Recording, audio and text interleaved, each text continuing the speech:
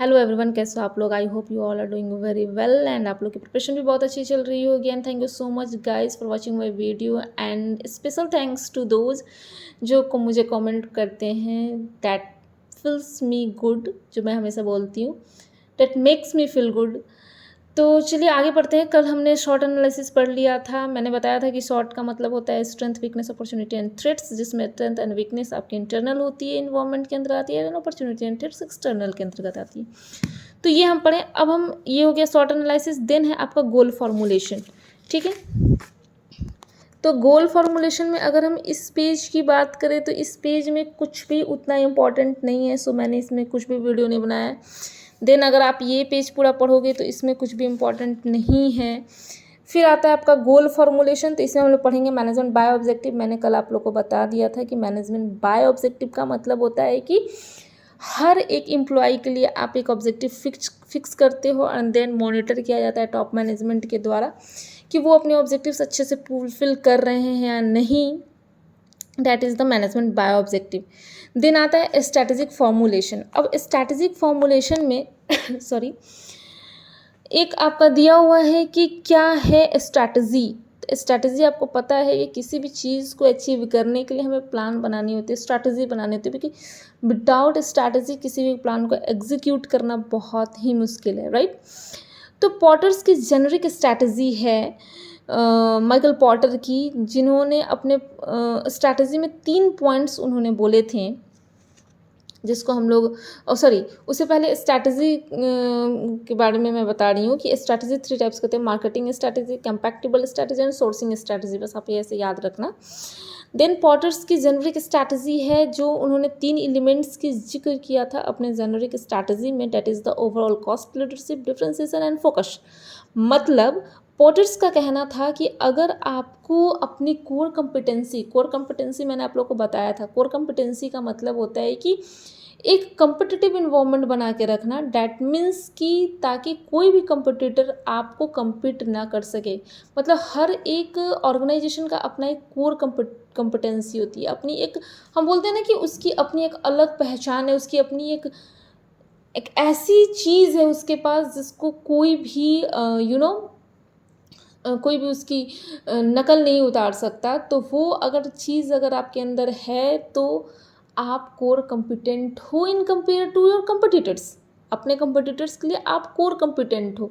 तो हर कंपनी के पास अपनी कोर कॉम्पिटेंसी होती है। तो उनका कहना था कि कोर कॉम्पिटेंसी मेंटेन करने के लिए आपको ये 3 एलिमेंट्स को ध्यान में रखना होगा। पहला है ओवरऑल कॉस्ट लीडरशिप, यानी कि मार्केट में आप एक लीडरशिप बना के रखो कि मतलब आपको एक प्रोडक्ट के प्राइस को देख के जो है आपके कंपटीटर अपने प्राइस को रखें, मतलब आपके मतलब कि मतलब वो आपको फॉलो करे। That means a cost leadership बना के रखिए कि आपके प्राइस घटाने बढ़ाने से उनको इफेक्ट पड़े, ना कि उनके प्राइस घटाने और बढ़ाने से इफेक्ट पड़े। तो that is the cost leadership. Differentiation, जैसे मैंने कल बताया भी था, कल या फिर 2-3 वीडियोज़ में, कभी मुझे याद नहीं आ रहा, कि डिफरेंशिएशन तो लाना ही है। जैसे मैंने एक नोकिया का एग्जांपल दिया था, अब मुझे याद नहीं आ रहा है कि मैंने किस चीज़ में उसका एग्जांपल दिया था, कि with the changing environment, with the changing choices of the customer, आपको प्रोडक्ट को इम्प्रूव करना पड़ेगा। विद द चेंजिंग टेक्नोलॉजी आपको प्रोडक्ट को इम्प्रूव करना होगा। अगर with the technology changes, with the technology और कस्टमर के प्रेफरेंसेस के चेंजेस जैसे होंगे, अगर आप वैसे प्रोडक्ट को नहीं बनाते हो, देन आप सर्वाइव नहीं कर पाओगे इन्वायरमेंट में। तो आपको एक डिफ्रेंशिएशन क्रिएट करके रखना होगा, है ना। उसके अंदर फोकस। फोकस का मतलब यहाँ क्या है कि आप जिस भी सेगमेंट को टारगेट कर रहे हो, जैसे मैंने सेगमेंटेशन में बताया था कि एसटीपी में क्या होता है, segmentation, target and positioning.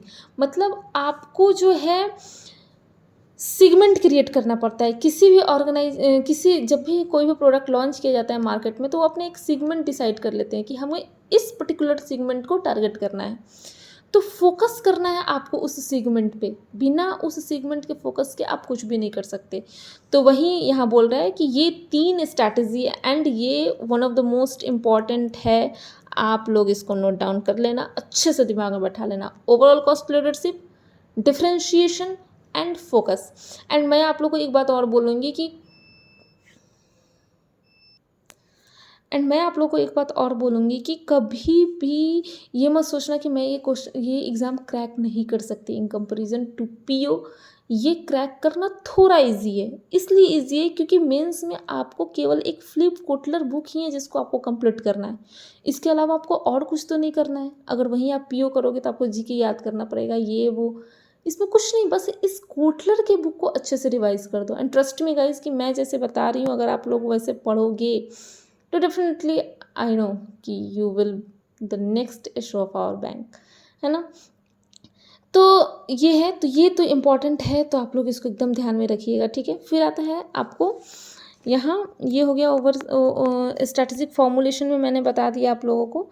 Then आपकी टॉपिक है यहाँ, हाँ यहाँ दिया हुआ है कि many strategy partnership take the form of marketing alliances.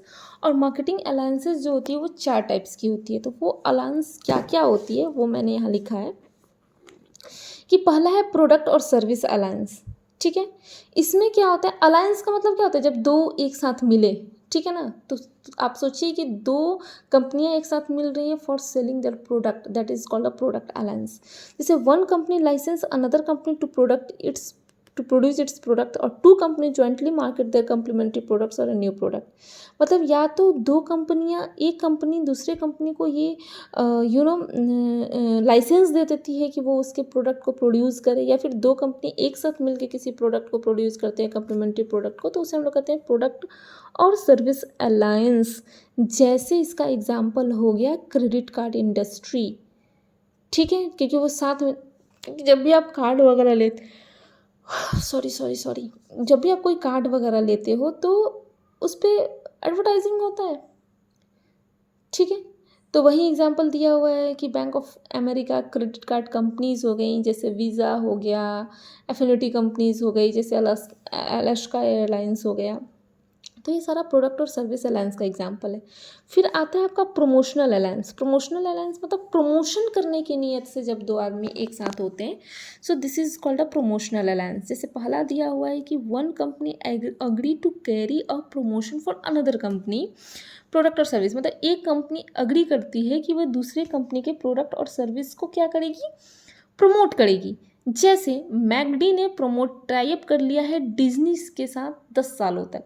अब मैकडी जब दोनों हो गई है कि अब प्रमोशन करेगी, यानी कि मैकडी अब डिज्नी का प्रमोशन करेगी, तो वो क्या करेगी, अपने जो भी फूड प्रोडक्ट्स बनाएगी उसमें मैकडी के कंसेप्ट का यूज़ करेगी, उसके डिज्नी के कंसेप्ट का यूज़ करेगी, उस तरह के डॉल्स बनाएगी, उस तरह के जो भी हो, ठीक है। बच्चों के लिए Disney films as part of its meal for childrens, Disney की फिल्म्स दिखाएगी जब बच्चे डिनर के लिए, मिल के लिए बैठे हों। तो ये एक तरह का प्रमोशन हो गया, ठीक है। लॉजिस्टिक, जब एक कंपनी दूसरे कंपनी के लिए लॉजिस्टिक सर्विस ऑफर करे तो उसे हम लोग लॉजिस्टिक अलायंस करते हैं। जैसे Abbott laboratories warehouse and delivers 3M's medical and surgical product to hospital across. मतलब मान लीजिए कि एक कंपनी ने कर दिया कि मैं, लॉजिस्टिक का मतलब क्या होता है, रिलेटेड टू द ट्रांसपोर्टेशंस, कि मैं तुम्हारे इन प्रोडक्ट को क्या करूँगी, डिलीवर करने का काम करूँगी, that is the logistic alliance.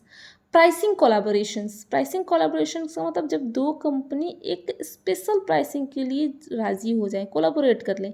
जैसे कोई रेंटल कार कोलाबोरेट करती है किसी होटल के साथ कि चलिए अगर आपको इस होटल तक पहुंचाना है, अगर इस होटल को जाना है तो मैं आपको प्राइस पे डिस्काउंट दूंगी।